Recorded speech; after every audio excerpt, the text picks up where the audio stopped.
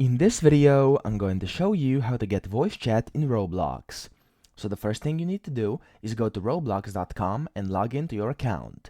Then you want to go up here to settings on the right, click this gear icon and press settings, and then navigate yourself to the third tab, okay? It says privacy, you want to click it, and then in here, you should see this beta features enable voice chat, and it says enabling voice chat will use your microphone input in voice enabled experience, okay?